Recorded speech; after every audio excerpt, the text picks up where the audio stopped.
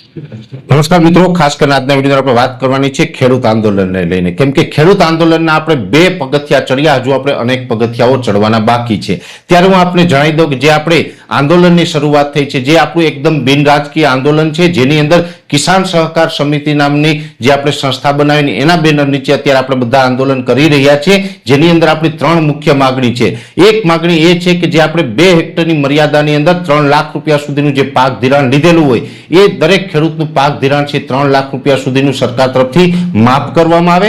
બીજી માગણી છે કે જે અત્યારે ટેકાના ભાવે મગફળીની ખરીદી થઈ રહી છે, એમાં 125 મણની ખરીદી થઈ રહી છે, એની જગ્યાએ ગત વર્ષની જેમ 200 મણ પૂરેપૂરી મગફળી ખરીદવામાં આવે.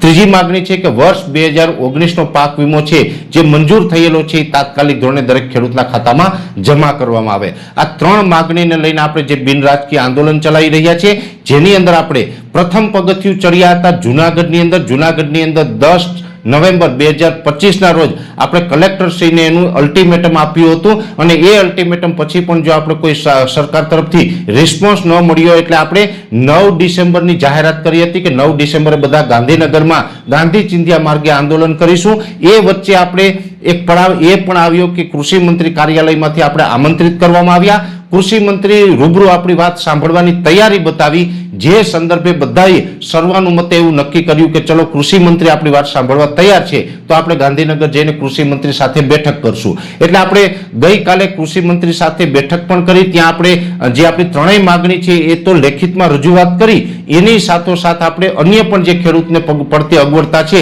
એ પણ મૌખિક ત્યાં વાત કરવામાં આવી હતી. જે 3 માગણી છે, આમ તો આપણે ગઈકાલે જે લેટર પેડ ઉપર જે આપણે લખીને આપ્યું છે એ કિસાન સહકાર સમિતિના આ જ લેટર પેડ ઉપર લખીને આપ્યું છે, અને આમાં 3 માગણી છે એનો આપણે સમાવેશ કરેલો હતો. એટલે આપણે કૃષિ મંત્રીશ્રીને ગઈકાલે 3 ડિસેમ્બર 2025ના રોજ આ લેટર પેડ ઉપર આપણે લેખિતમાં આપણી જે 3 માગણી છે એ રજૂ કરી છે.